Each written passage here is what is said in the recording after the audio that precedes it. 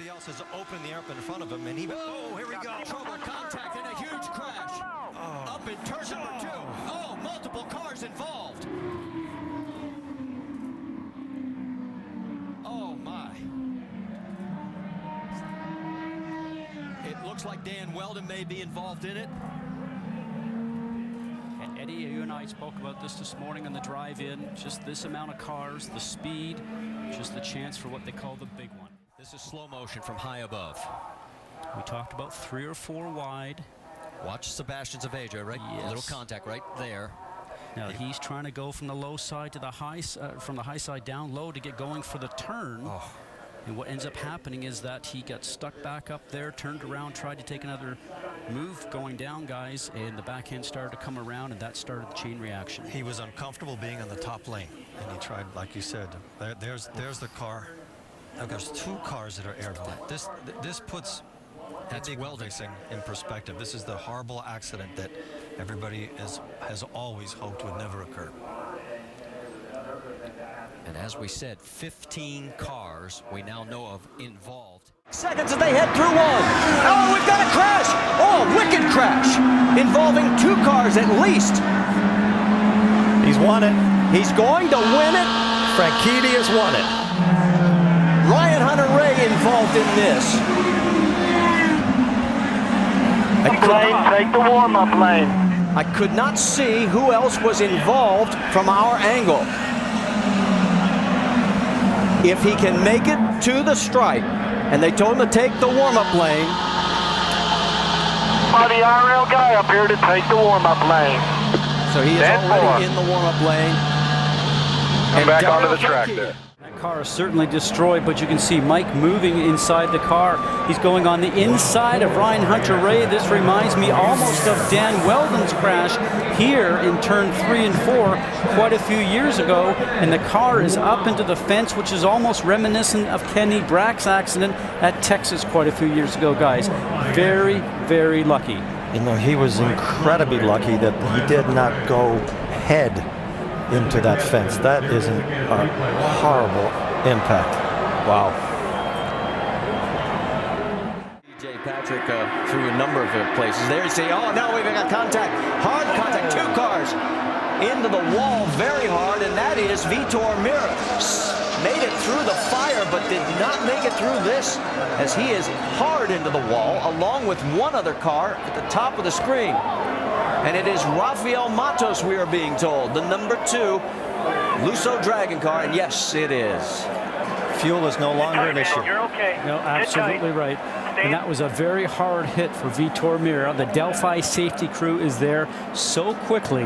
They know exactly the history of all the drivers here that are in the race cars this weekend, and they get to the car that has the most damage first, which was Vitor Meira. Was probably trying to get around the outside of him, and they just both touch. Oh, that's a huge hit, Eddie. Yeah, no, that's terrible. In fact, this is what happens at the end of the race. I have never seen a car like Vitor Meira's do that, and he is incredibly lucky that it's not the other way. And right now, he is going along looking and saying, I can't believe this. What's going to happen next? Because you're going backwards, and you don't know what's happening. Now, Rafael Matos is on your high side. He thinks he's going to try and go around the outside, but realistically, Eddie, he had nowhere to go. He had not been up beside Vitor Meira. Vitor is just running the correct line going into the turn. That was a pass that, with a bit more of experience with Rafael, he probably would have done that differently next time around. Oh no, and a crash as Marco Andretti and Carpenter come together. Oh, and a car gets up in the air, it's Meira. More cars involved further back. And was Ryan Briscoe ever lucky to get through that?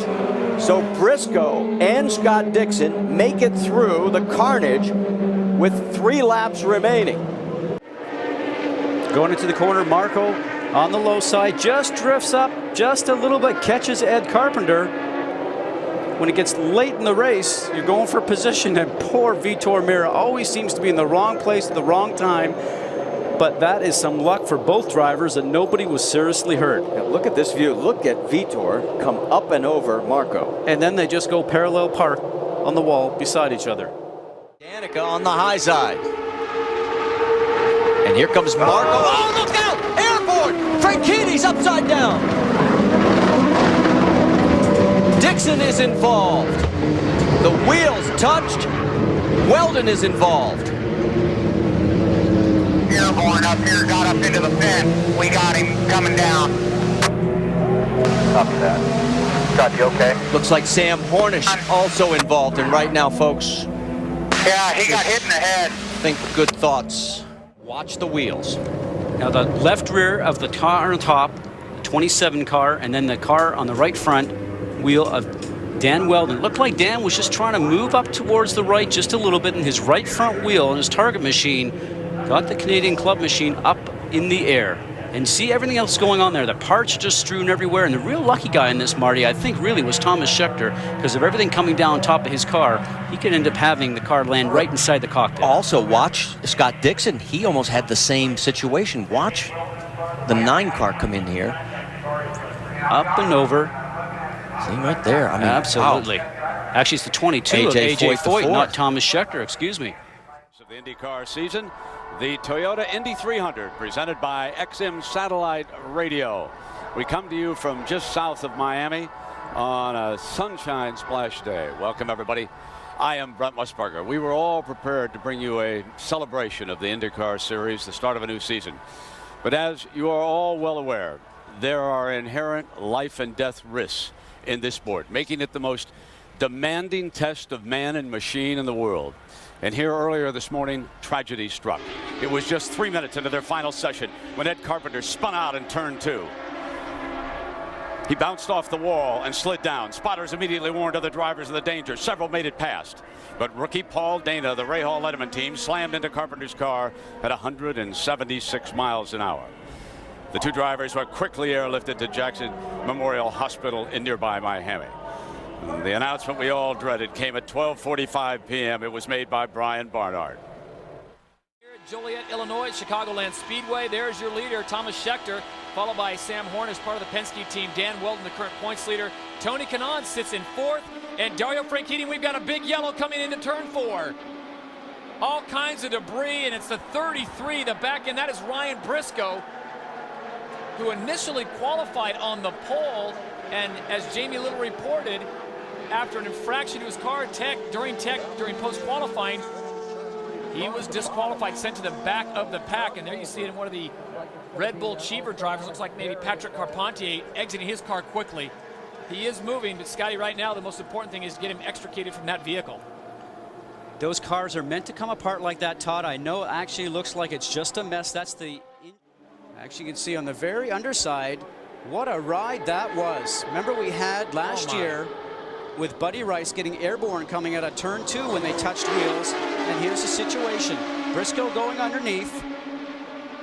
Barron trying to come down on the racetrack. They both are going for the same piece of real estate. And what ends up happening is those rubber tires touch, and then all of a sudden the car starts to go in the air. Remember, we're going 215 miles an hour. Look at all the debris that's going all around the racetrack. This work up top. I think Rice surprised him, Paul. Now both of them, though, kept it under control. Oh, and this time, no. That's Rice upside down on the backstretch. He flipped up, got the car sideways. It got nose higher in the air. Hey, buddy, can you hear us there?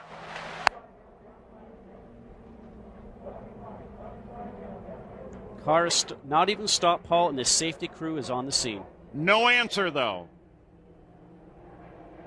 Manning, what happened? Just at the beginning of your screen, you can see that he got his left rear touched by the right front of Darren Manning. As soon as the 2 tires touch, Paul, the rubber, then it just connects quickly and sends the car into the air. See, Buddy was just starting on his way down off of the turn, probably did not know that Darren was there. Probably more so on Buddy's line fault. The bad luck for Dixon to fall back to make this all happen. And he's got to be thinking inside his cockpit right now. Inside his helmet. Big crash! Major incident. Kenny Breck getting way high up into the fence.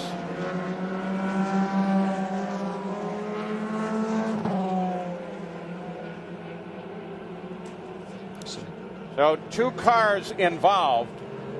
That's Schechter right there. You can see him moving inside the cockpit.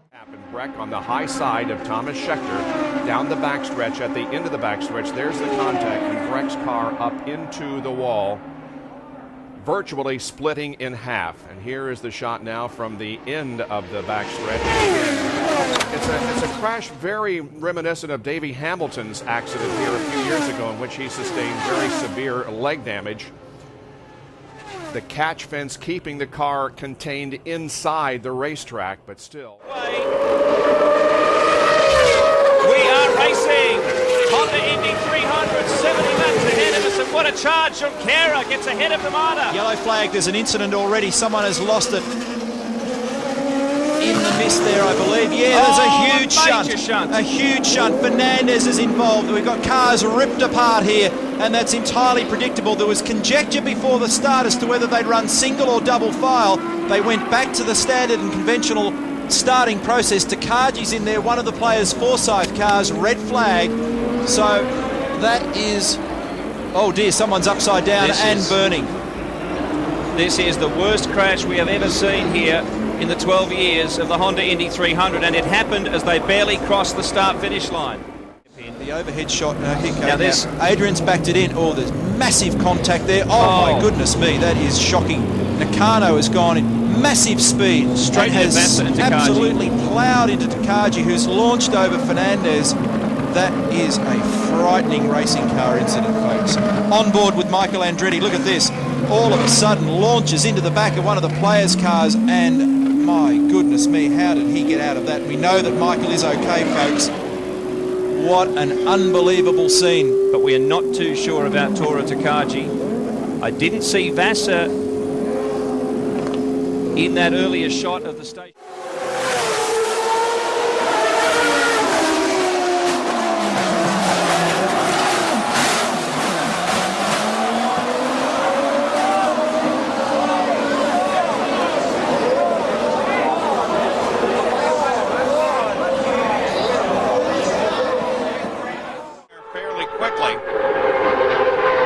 Picks up the lead. Oh, and Zanardi, with a terrible crash.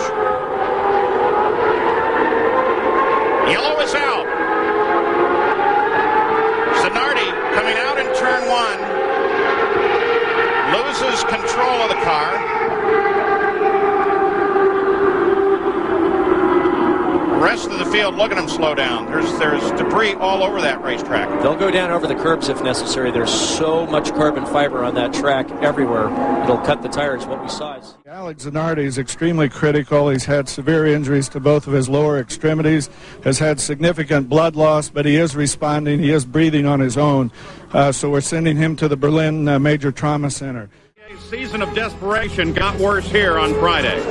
Entering turn number 4 at 140 miles an hour, he drops the left side wheels off on turn-in, vaults the gravel trap, hits backwards at a 180-degree angle, impacts the tires, and goes up and over the fence. The good news is that Patrick Carpentier is okay, and as a matter of fact, talked with us a few minutes after the crash. I didn't have time to get scared, so it's okay. I was qualifying, and I thought we were on a good lap. There was a car inside, and I went a little bit outside, and I'm not sure if I put a wheel off or not, but the thing just went backward and hit the wall. I didn't know I passed over the wall, but I'm just happy to be okay.